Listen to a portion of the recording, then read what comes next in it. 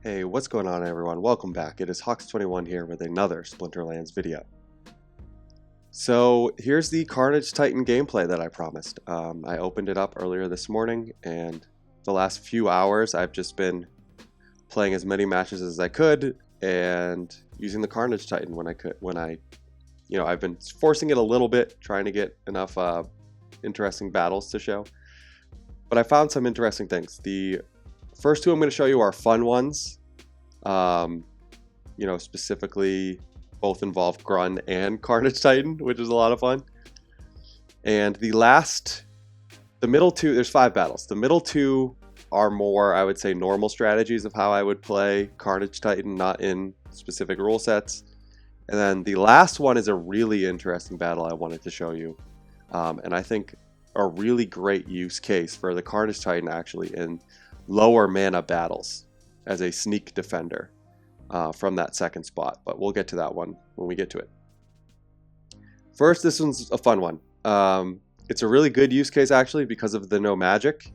So, having him with his shield and all of his shield is, a plus here. His weakness is to magic, and I'll talk more about that later. But for this one, he ran this, blue sneak play a decent amount. So I was kind of expecting it, and I thought, with the no magic, this is a perfect time, specifically with the Divine Shield, right? The double strike. These guys are going to, between the two of them, hit for four separate turns. 4 separate times within each turn. So I just put a bunch of stuff back here so they would waste their time and let these guys do their thing.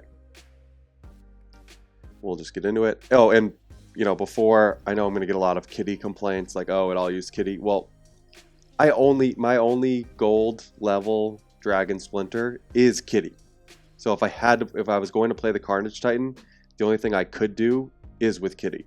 Over the next couple of days, I'm going to delegate Carnage Titan down to Silver, where I have Quicks, my Silver account. So you'll get some Quicks gameplay with him at the Silver level. But for Gold, I only have Kitty, so all of these battles are going to be Kitty. But yeah. Not a ton here, it's just they're just doing a ton of damage together, right? And Grund has the trample. Which is really nice too, is Carnage Titan is legendary and Grund is epic. So Carnage Titan's going to hit before Grund. And so Carnage Titan tends to take off either their Divine Shield or their shield, which allows Grund to trigger the trample. So it worked out really, really nicely actually. But yeah, see, they eventually make their way through my back line, but my Grund and Carnage Titan, who are my main damage dealers, are totally fine and get the job done. They're just doing absurd amounts of damage. So that's the first one. Second one is a similar idea. But this one, I'm using 3 double strike monsters with Grund, Vigilator, and Carnage Titan. It was a super sneak, so I also tossed the Onyx Sentinel with the thorns back there. And then played him as a little bit of a sneak defense with the shield as well, if they were to get through Onyx Sentinel.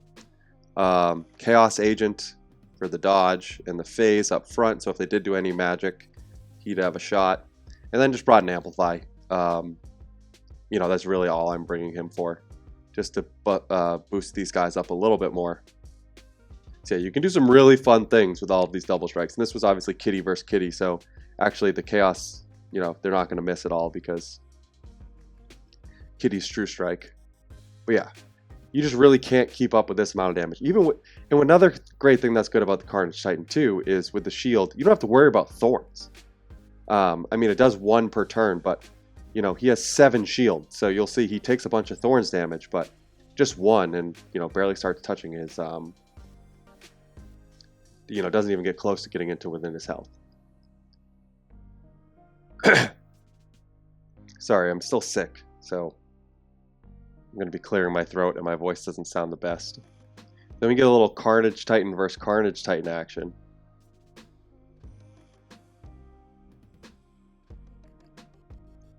Yeah, it's a pretty good sneak defender. Obviously in specific rule sets, it in the higher mana games, you can only play him as a sneak defender in specific rule sets like Super Sneak, but with the shield and all of the shield he has, it's great. And yeah, we're just doing too much damage with the 3 double strike monsters. You know, that even though they had thorns and a bunch of shield, it just didn't matter. You know, and the Orc Sergeant actually stayed alive the whole time. And then Carnage Titan, I believe, finishes it off. Yep. Okay. So those were the two fun ones. Just a ton of damage, utilizing Drund and Carnage Titan. You know, fun having two double strike monsters. So here's a more practical, I would say, lineup in a generic rule set. So I saw this guy has a lot of the good water magic. He played, you know, Ruler of the Seas a bunch. Jin, he, you know, I had a pretty good idea that he was going to come with some magic. And as well as the Lord Arianth with the Void. So this was a great time for Carnage Titan. I was aware he was going to take some of the blast damage from Ruler of the Seas.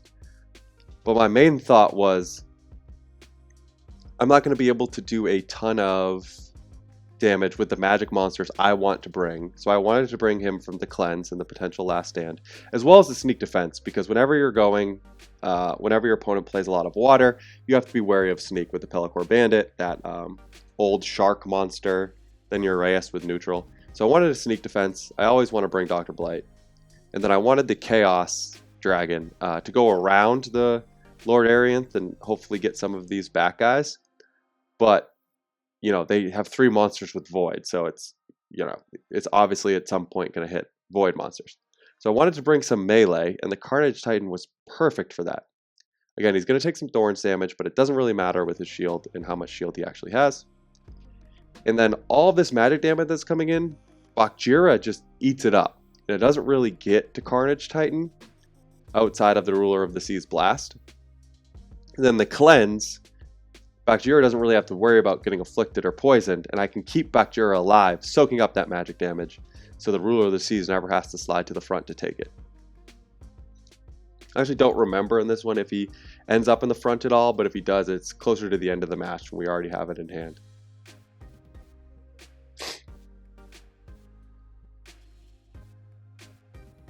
So yeah, they had a really good magic defense unit up. Oh yeah, I forgot, they were also nerfing my magic. So the Carnage Titan really does a ton of the damage here, along with the Deep Lurker.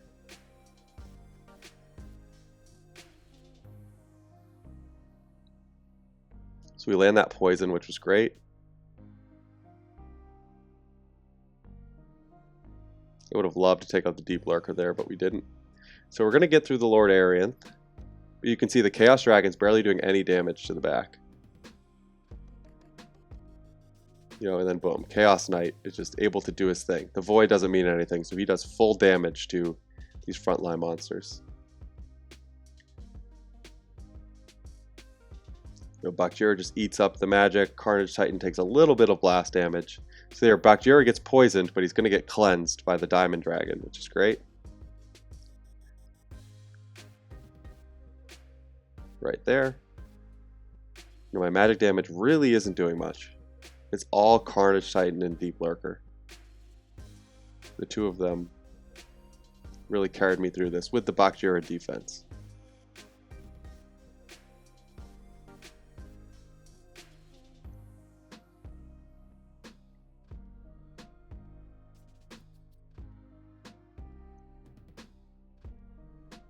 Unfortunately, it hits a shield here, but don't have to worry about the force field with the under 3 attack. Yeah, we don't lose a monster here. You know, the Bakjira's resiliency, the Carnage Titan's damage. You know, even though they had a ton of voids and we had a ton of magic, didn't matter. Easy win. And he finishes the job again. All right, 2 more. This one, similar idea. I'm bringing some sort of magic defense monster as part of the reason. I made a video before about how I thought Void Dragon was a great pairing with Carnage Titan. You know, he has the phase and the Void, so perfect for magic defense, plus the flying and the good speed, so good chance normally to dodge magic damage. Doesn't matter here with going against Kitty with the True Strike, but I just want to show you the concept of the type of lineup I would play. The idea is he soaks up magic damage. If they go full melee, which they did a weird combo, but if they go full melee, one, they'll have a hard time hitting him regardless with the flying and the speed. and then Carnage Titan would slide in the front with his shield, so it wouldn't be that big of a deal. I wasn't sure where this guy was going to play at all. He didn't really have a pattern. So I also brought the Mortality Guardian. I want to experiment with this a little bit, because my idea is once he slides to the front, and I'm pretty sure she gets a few repairs on him, if I remember correctly. But the idea is it'll be an extra heal and a repair. So it's almost the perfect support card for the Carnage Titan. Then I just brought some damage dealers. This is sort of my generic mid-mana. It was odd too, but these guys are all odd. Yeah, oh, that's another thing. He's really great in odd rule sets. I think the last one's an odd rule set too.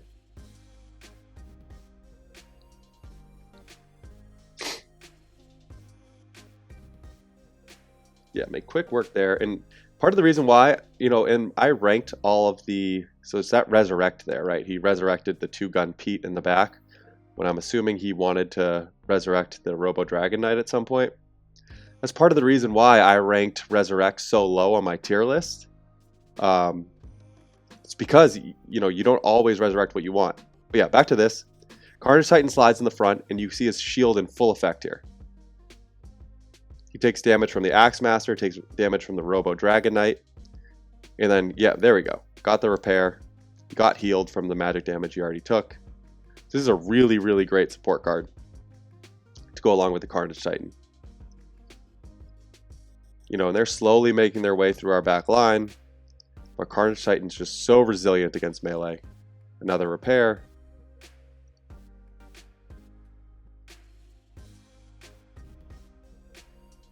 Yeah, I was really impressed with the Carnage Titan. I was trying to force him into a lot of situations I wouldn't normally have played him, just to sort of try out and experiment. But, when it works really well. And I'm sort of trying to find and unlock,